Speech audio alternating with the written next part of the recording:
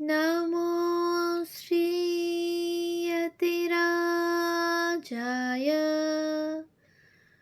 विवेकानन्दसूरये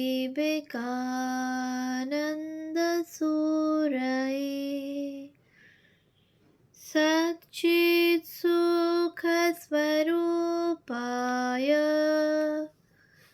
स्वामिने तापहारिणे।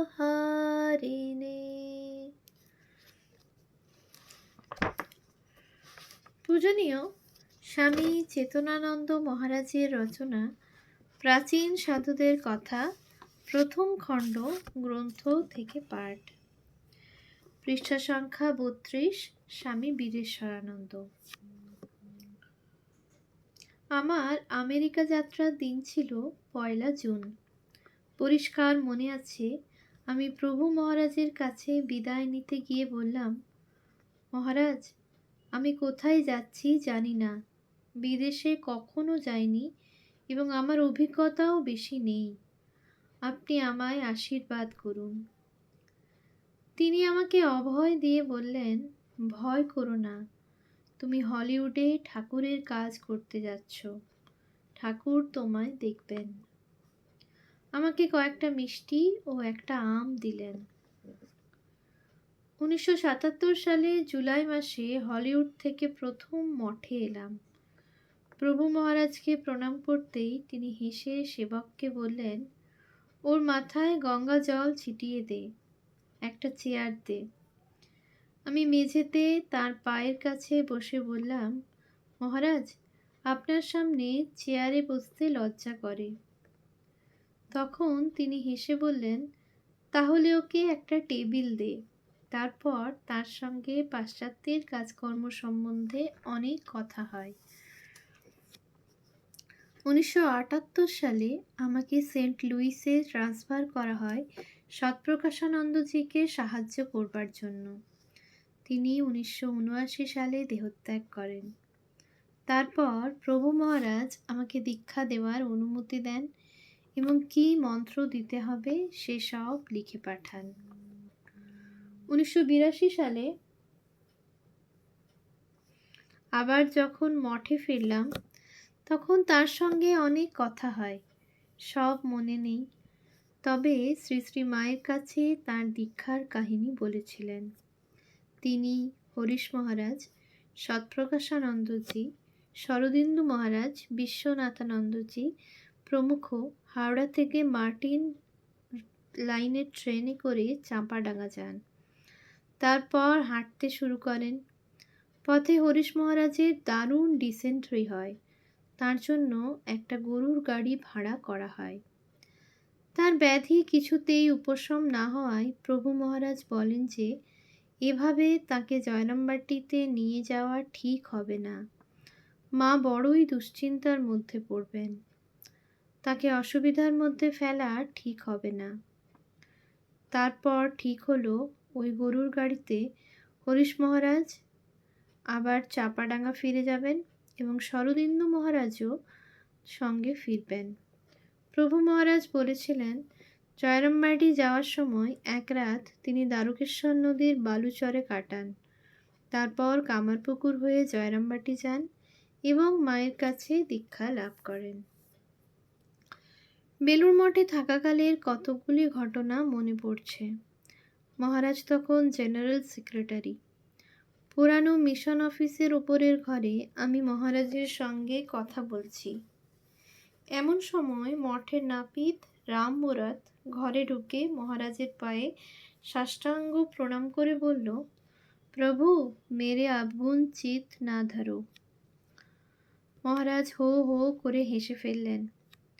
মহারাজের মাথা কামানোর দিন ছিল, কিন্তু রামমুরাত তা ভুলে যায়। তাই সন্ধ্যার সময় ওই কথা বলে ক্ষমা চাইল। প্রভু মহারাজ তখন প্রেসিডেন্ট। আমরা সব প্রণাম করতে গিয়েছি। এমন সময় স্বামী গুণাতীতানন্দজি উপস্থিত। তিনি ছিলেন খুব পণ্ডিত, কিন্তু একটু মাথার গণ্ডগোল ছিল। তিনি এসে প্রভু মহারাজকে বললেন, প্রভু, তুমি প্রেসিডেন্ট হয়েছ, সব তোমার কাছে আসছে। আমি ডাবগুলো নিচ্ছি। মহারাজ হেসে বললেন, শুধু ডাব কেন, তোমার যা যা দরকার সব নিয়ে যাও।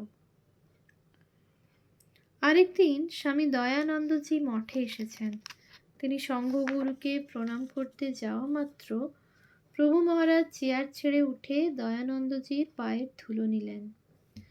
আমি তাকে ধর্মানন্দজিকেও প্রণাম করতে দেখেছি।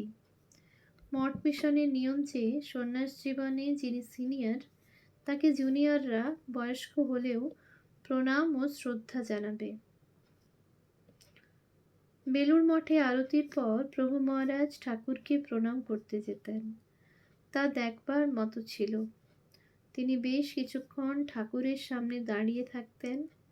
তারপর ঠাকুরকে ডান দিকে রেখে প্রদক্ষিণ করে আবার প্রণাম করতেন।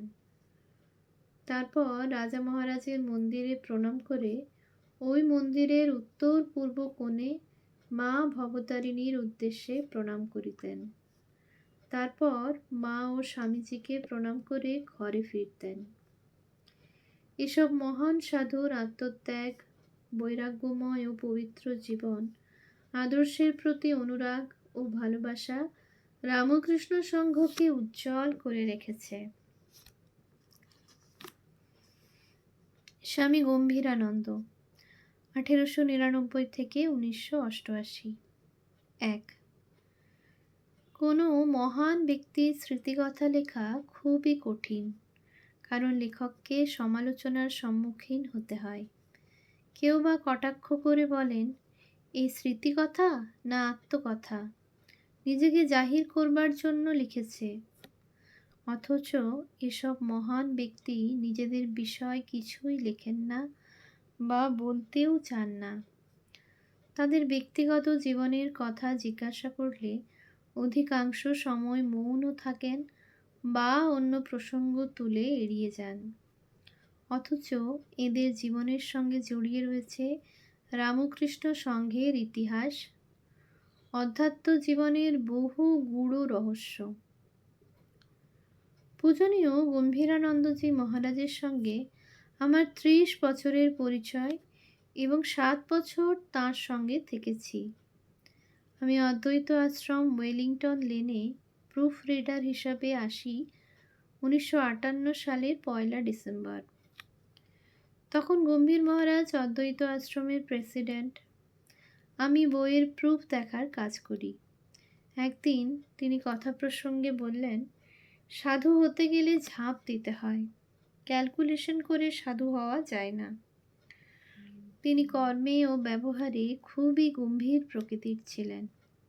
এ ব্যাপারে তার গুরুদত্ত নাম গম্ভীরানন্দ খুবই সার্থক। তবে আমার সঙ্গে খুবই স্নেহপূর্ণ এবং খোলাখুলি ব্যবহার করতেন। আমি তাকে মনে প্রাণে শ্রদ্ধা করতাম এবং তার অপূর্ব জীবন অনুসরণ করতে চেষ্টা করতাম। ওয়েলিংটন লেনের বাড়ির 4 তলায় তার একটি ছোট ঘর ছিল। তার একপাশে সরিষার স্বামী নির্মোহানন্দজির একখানা ছোট খাট ছিল। তিনি সপ্তাহে 3 দিন কলকাতায় থাকতেন। ক্যানভাসের একটা ইজি চেয়ারে জানালা পিছন করে বসে গম্ভীরানন্দজি লেখাপড়ার কাজ করতেন। আমি কখনো তাকে ছাদে পায়চারি করতে দেখিনি, পাছে প্রতিবেশীদের বাড়ির দিকে নজর যায়। অপূর্ব সংযত জীবন। অদ্বৈত আশ্রমে তার রুটিন এরকম ছিল, সকাল 4:30টায় উঠে 5টায় জপ ধ্যান করতেন। তারপর 6টায় চিঠিপত্রের উত্তর সেরে সকালের ক্লাসের জন্য শাস্ত্র পড়তেন। 6:30 ব্রেকফাস্ট খেয়ে 7টায় সাধু ব্রহ্মচারীদের ক্লাস দিতেন। তার কাছে আমি 5 বছর গীতা, কেনোপনিষদ, ছান্দোগ্য উপনিষদ ও ব্রহ্মসূত্র সাংকর ভাষ্য সমেত পড়েছি। আধ ঘন্টা ক্লাস, তারপর তিনি তার কাজ শুরু করতেন। চোখ ভালো ছিল না। ঘণ্টাখানেক কাজ করে চোখকে একটু বিশ্রাম দেওয়ার জন্য করিডোরে পায়চারি করতেন বা অফিসে নেমে ঘুরতেন। আবার কাজ করতেন বেলা 11টা পর্যন্ত। তারপর স্নান করে জপ করতেন এবং 12টায় খাওয়ার পর একটু খবরের কাগজ দেখে 1টায় শুতেন। 2টা থেকে 5টা পর্যন্ত কাজ এবং তারই মধ্যে 4টার সময় 1 কাপ চা খাওয়া।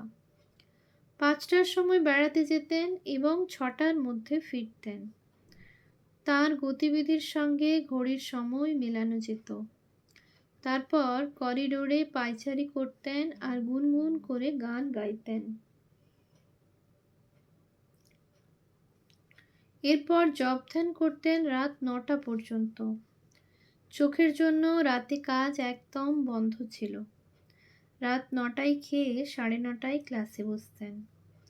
অদ্বৈত আশ্রমের নিয়ম ছিল নতুন ব্রহ্মচারীকে পাঠক হতে হতো এবং যে বই নতুন বেরিয়েছে তা 15 মিনিট পাঠ করতে হতো। সবাই বসে শুনতেন। পাঠের সময় আমার যদি কোনো ভুল উচ্চারণ হতো, গম্ভীর মহারাজ বলতেন, ওহে, ওই শব্দটা একবার দেখো তো, অক্সফোর্ড ডিকশনারি কি বলে।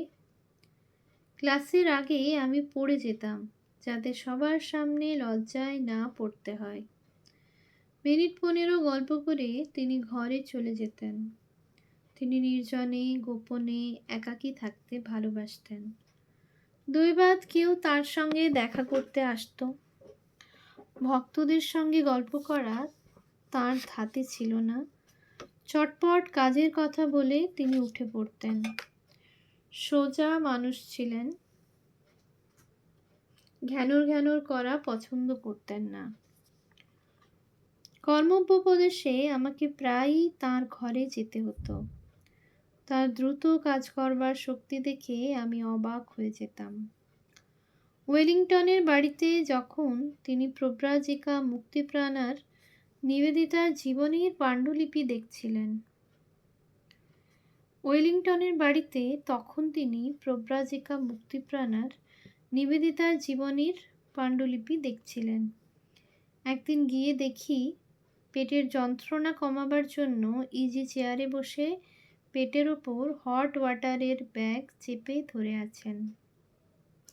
আর হরিপদ মিত্রের স্বামীজির স্মৃতিকথা ইংরেজিতে অনুবাদ করছেন রেমিনিসেন্সেস অফ স্বামী বিবেকানন্দ গ্রন্থের জন্য। আমি বললাম, মহারাজ, একটু বিছানায় শুয়ে পড়ুন, যন্ত্রণা কমলে আবার কাজ করবেন।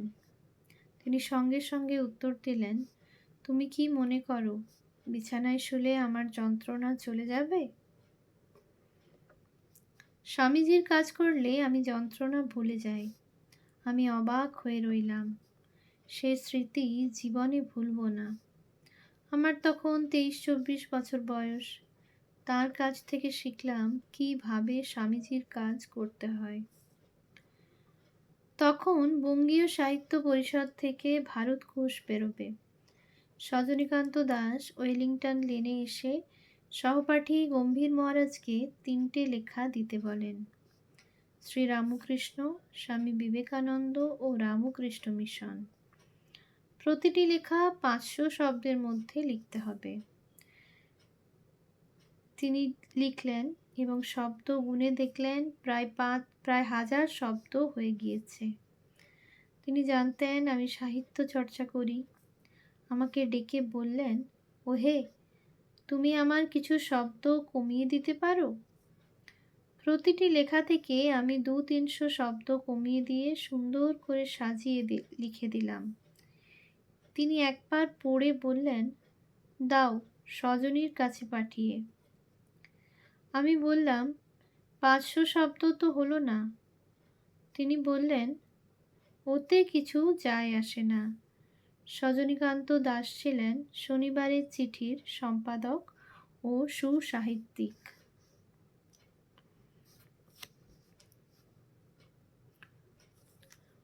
ওম শান্তি শান্তি শান্তি। হরি ওম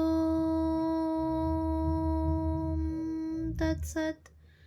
শ্রীরামকৃষ্ণার্পণমস্তু।